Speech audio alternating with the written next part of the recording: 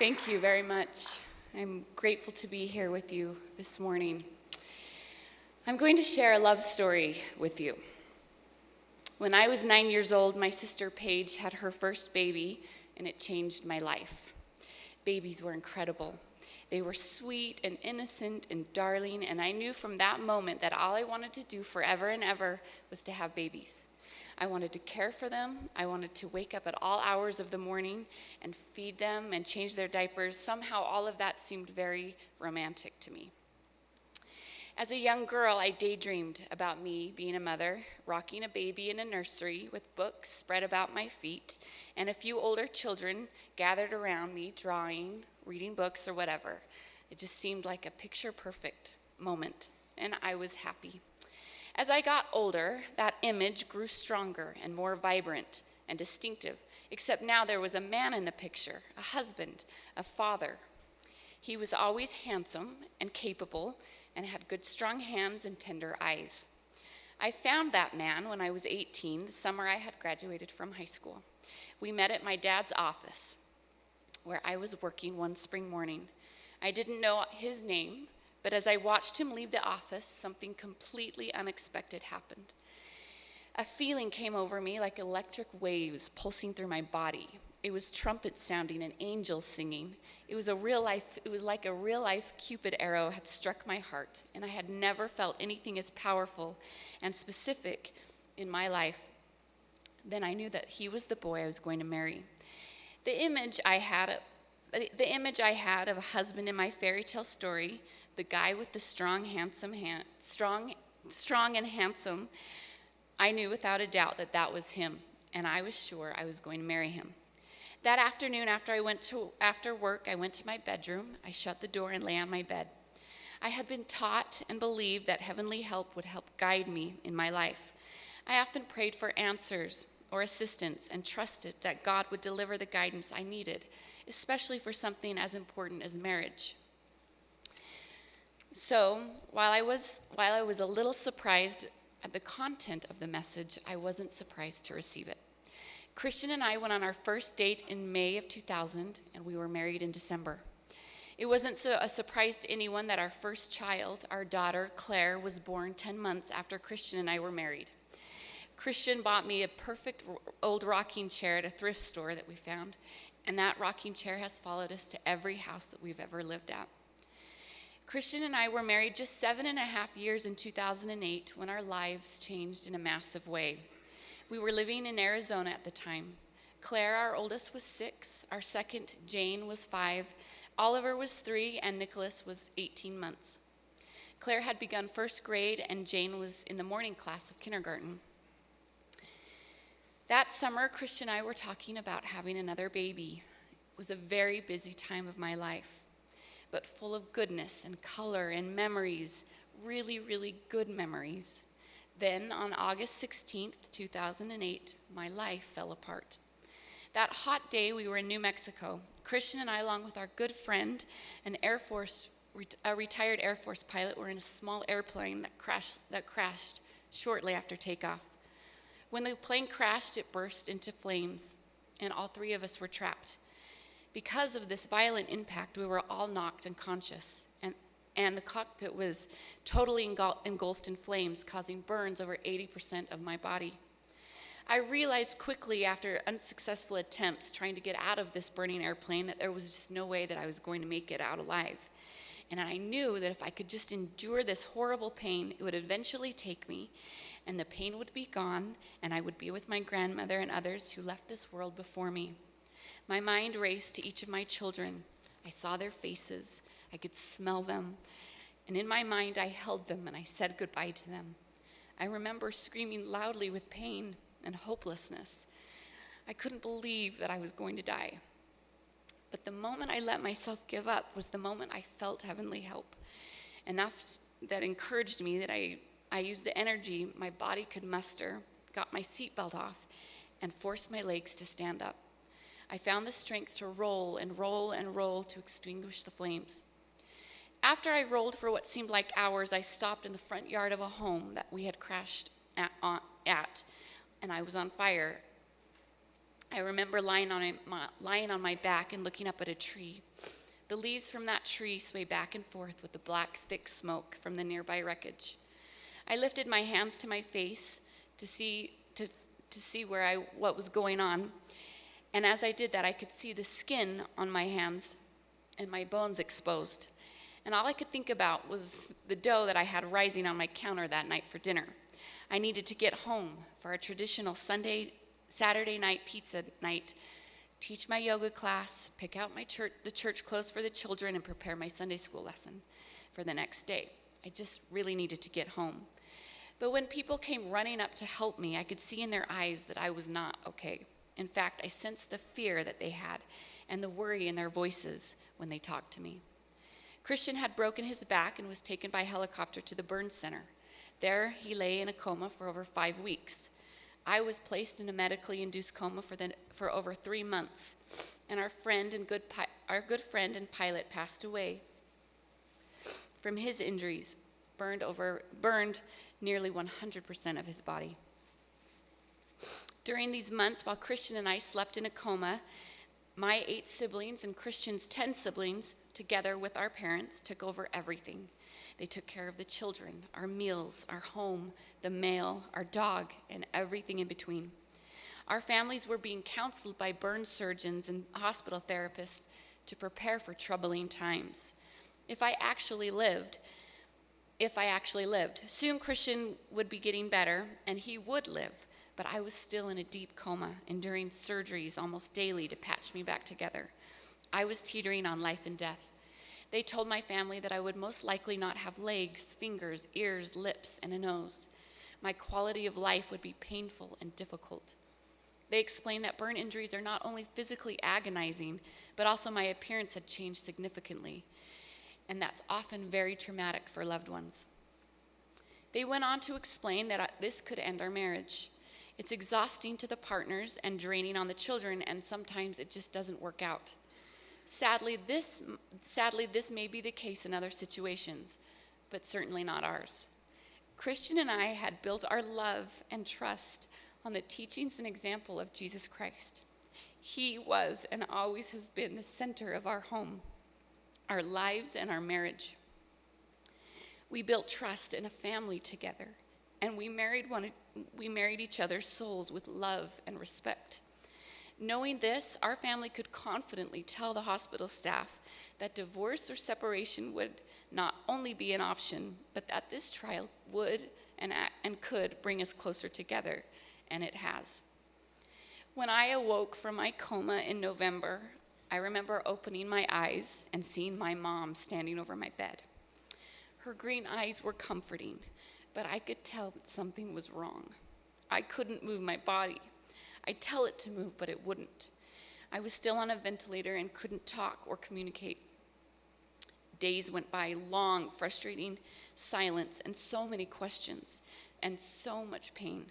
Since my burned skin had been scraped off, new skin was being grafted on in sections, like a patchwork quilt. Temporary grafts used from pig skin or cadaver skin were used so as the surgeons harvested my healthy skin. They were using healthy skin from parts of my abdomen, my chest, and upper legs. They also eventually shaved all my hair off to use my scalp skin for my face. But I had so little healthy skin to even donate to myself that they had to manufacture more. They would harvest tiny samples of healthy skin and send it to a lab in Boston, where they grew a genetic match. It took 3 weeks to grow a rectangle 5 centimeters by 10 centimeters, at which point it was flown back to Phoenix, where it was stapled onto my skin.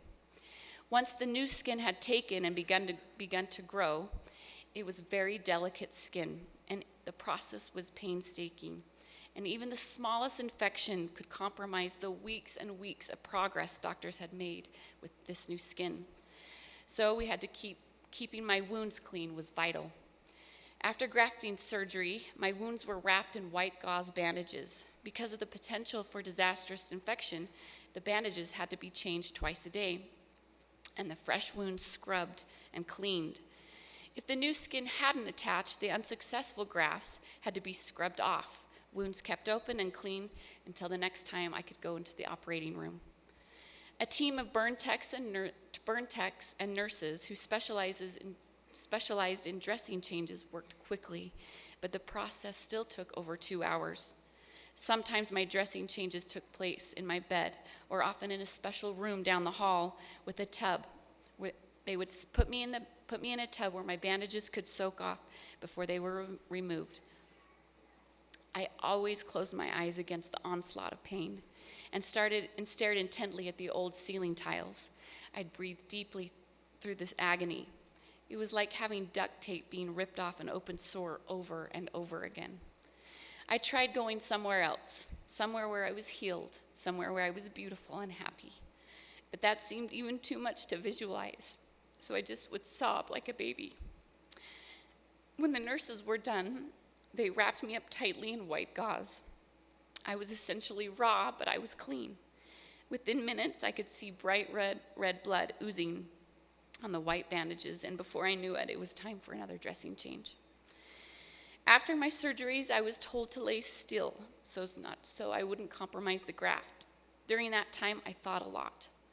I wondered about my children. I wondered where they were, and I wondered who was greeting Jane off the bus when she got off from school. What if she walked home alone and no one was there? Where would she go? What would she do? She was only 5 and school had only been in session for 1 week. I was worried she wouldn't know where to go without me. I worried about my baby Nicholas, who had just learned to walk. Did whoever have him, did they know that he likes soy milk and he has to have his blankie with him at nap time? While in my 3.5-month coma, I missed my daughter's 7th birthday and my son's 2nd birthday. Waking up, I was so confused and very emotional. My recovery was long. Each day I was in excruciating pain while doctors and nurses changed bandages. I still couldn't move on my own, and each day I was discouraged, and each day I became a little more deeper and deeper depressed, and my dream of motherhood disappeared. Before the accident, I was busy during the day, teaching, cooking, cleaning, playing, kissing, hugging, and everything, including changing diapers. Now the tables had turned, and someone was taking care of all of my needs, holding me when I cried, kissing my pain away, reading me stories and letters that my children sent to me. I was also having my diaper changed. It was equally humiliating as it was disappointing and frustrating. I'm sure each of you have your own dreams and goals. If you think about what is your wildest dream, what comes to your mind?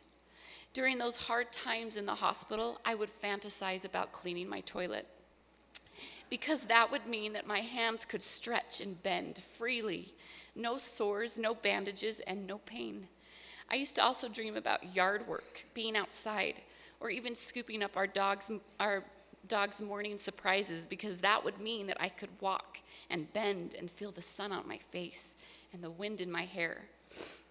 Nothing at that moment seemed too inconvenient for me. At that point, I would have done anything to have gotten out of there. I knew that I wanted that life back again. I knew that I wanted to be a mother again. But I knew that if I did, I needed to work like I had never worked before. I spent hours in skin-ripping physical therapy, oftentimes passing out just because of the pain. In these tough therapy sessions, I learned to bend my newly grafted, scarred skin. Small, easy tasks were so complex and so frustrating to me. Simple things like putting a spoon to my mouth, turning my head, and even smiling seemed impossible. The children would send me hand-drawn pictures of us together, holding hands in fields, or me in the kitchen cooking with my apron on. The nurses always taped them up near my bed. I did think they were cute, but I asked the nurses to take them down. I was not that woman anymore. Those pictures of me with pretty white skin and red lips, brown freckles, those weren't me. In fact, I didn't even feel like a woman. I felt more like a monster.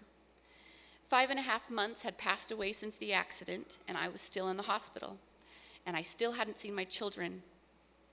We could talk on the phone, but talking to a 24-month-old is kind of ridiculous, so it was time for them to come up and see me in the hospital. Just days before, I had faced my biggest fear and looked at myself in the mirror for the first time since the accident. The fire had burned most of it away. My face scared me, and I knew that it would scare anyone. I felt like I was wearing a Halloween mask. Panic took me over. How on earth could my children see me like this? I actually considered having my sisters, who were taking care of my children, put me somewhere in a hospital where my children would never have to see me again or deal with my inadequacies. But in that moment, something also happened. In the mirror, I saw my green eyes looking back at me as tears dripped out of them. And oddly enough, I felt hopeful. Those green eyes that I had inherited from my father still had the golden flecks in them that Christian loved. And I caught my breath because I saw God in my eyes. I saw reassurance. I even maybe thought I saw a glimpse of triumph. This broken, sad woman was still me. Those eyes were still mine. The life I saw in them came from God, and that gave me hope for my own body. Underneath all of those bandages and medicines, I still had my toes, my fingers, a nose, ears, eyes. I could smell and hear, and best of all, I still had all of my children, and they were being taken care of by my family while I was sick. And I still had a husband who was strong and immovable by my side, defending me and encouraging me on. No matter how hard the hospital staff tried, I don't think their efforts could have prepared my children to see me.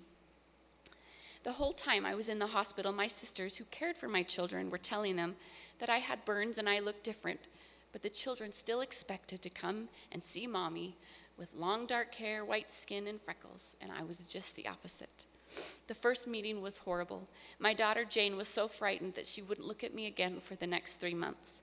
My baby didn't know who I was and clung to my sister as if she were his mother. But the days went on, and the daunting reality and actually coming to grips with my new image and my new life and this whole situation, I was emotionally exhausted and depressed beyond words. I think for the next week, I cried nonstop. But through the endless tears and the hopeless thoughts, I couldn't stop thinking about how those events could make or break my next move. The thoughts and actions that followed these horrific moments could elevate me from victim to survivor. But I didn't just want to be a survivor. I wanted to be a thriver. And I knew it was my choice. And I couldn't give up. I was too valuable, and I knew it, even if I didn't feel like it. That night, I remember pouring my heart out to God. I told him I wanted my job back. And I didn't just want to be a bystander in my family. I wanted to be in charge again. I wanted to do everything I did before the accident. I was determined to be present and active. After I went home from the hospital on New Year's Eve, I spent a lot of time in bed, but I found reading to the children was easier in bed. I could eat from my bed, and my family could join me. There were lots of things my husband and I could modify to make this situation work. I knew it would take a lot of time to reconnect with my children, and I knew I couldn't do it overnight. So I decided to start with my son, Nicholas. He was visibly upset every single day, running to the door, screaming for his mommy. He didn't recognize me, and I would sit on the couch, still wrapped up in bandages, trying best to use my mommy voice to coax him over to me to let me rub his back that he loved or show me a toy. One evening, as I was getting ready for bed, I stood in front of the mirror, crying, dark mascara streaming down my face. I felt ugly and worthless. I was depressed and heartbroken. Christian came in and wrapped his arms around me. I closed my eyes as tears came rolling down my face. Just as I was about to unload about my sadness and pain, I heard a cry from downstairs. It was my 2-year-old Nicholas. Christian and I both knew that he wanted Christian. If I went down, he'd probably end up screaming louder and wake up Ollie, who shared a bed with him. But I wanted to comfort him so badly. Nicholas cried out again, and Christian started down the stairs. And I knew that I wanted to try to, just like I had done before. Maybe tonight would be different, I thought. Maybe he would let me soothe his troubled sleep. Christian helped me down the stairs, and I went and got the boys, went into the room where the boys slept. Nicholas was crying, sitting up in his bed. I calmly walked over to him and said, "Hey, buddy, Mommy's here." I talked softly and lay beside him on the bed while Christian stood outside the door just in case. "I'm here, little man," I said to him, in the same voice Christian had used to comfort me just minutes before. Something short of a miracle happened. Nicholas settled down. I proceeded cautiously, shocked that he was letting me touch him at all. Nicholas's big brown eyes got heavy, and then he snuggled into me a little closer, and I watched in awe as his eyelids fluttered and then shut. Peacefully, he lay beside me, breathing deeply. I was filled with love for this little boy and gratitude that he was letting me near him. Then it hit me. I had almost missed these precious moments with my children. This was a huge step in my recovery. I knew I wanted to be a mother again. I knew that I had a huge responsibility ahead of me, and that reconnecting with my children was helping me recover in ways I couldn't even imagine. One of my greatest fears as I lay in the hospital all those months, and even after I came home, was what effect all this would have on our beautiful small children. I marvel at how resilient the children have been, considering the upheaval of their little lives. I was especially worried about Nicholas's adjustment, and of course concerned and heartbroken when Jane had such a struggle looking at me. Time and lots of prayer healed those wounds. My children now see me as their mother. Though much has changed, much is the same in our lives. It's amazing what a pair of jeans and earrings can do. Sometimes it's all it takes to make them feel like I am the same mom that I have always been. I am so grateful that they can see me through the scars, even though I'm not quite as strong as I used to be. About 2 years after the accident, Claire, my oldest, brought me an ornate silver clip with little red and blue jewels on it. She said to me as she started to tear up, "I took this from the house when everyone was packing us up to move to Utah after you and Dad crashed. They told me that Dad was really sick and that you were extra sick and that you might die. Everyone was so busy. I ran into your bathroom and grabbed this clip because it was yours, and I remembered when you would wear it to church or on dates with Dad. I wanted something to remind me of you." Hearing that broke my heart all over again for my strong 8-year-old daughter who had to grow up very quickly.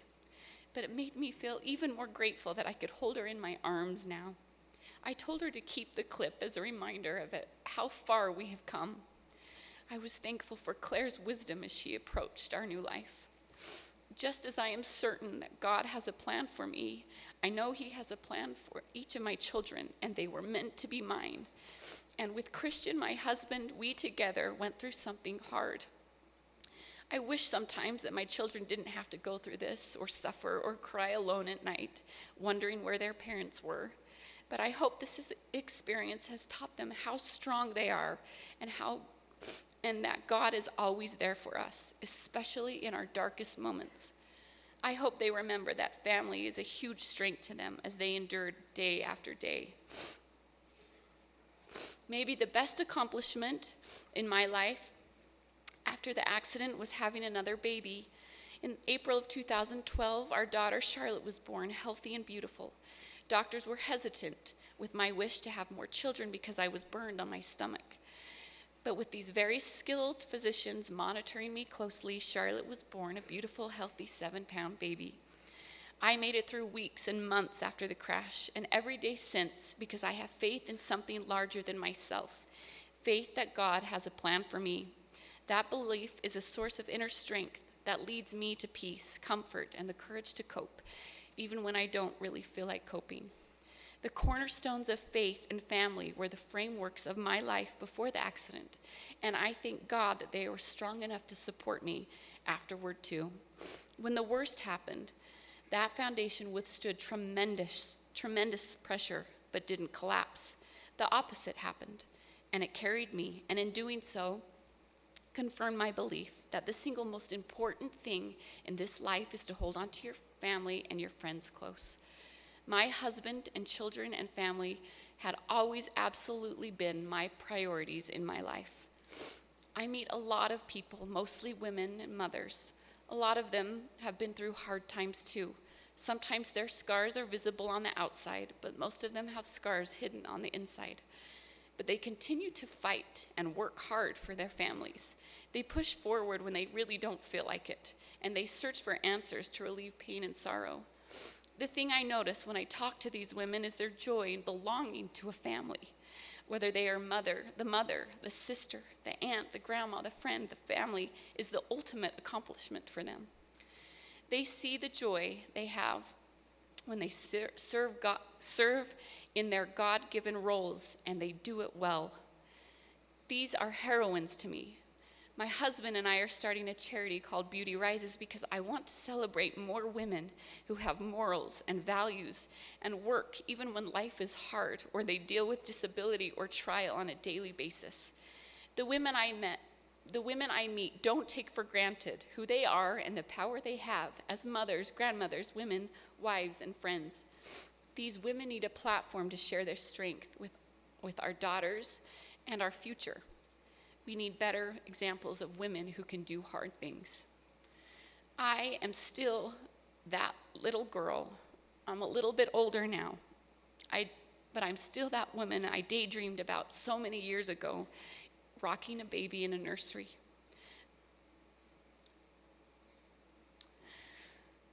There are books about my feet and Legos too. That man in my dreams is my brave husband, Christian.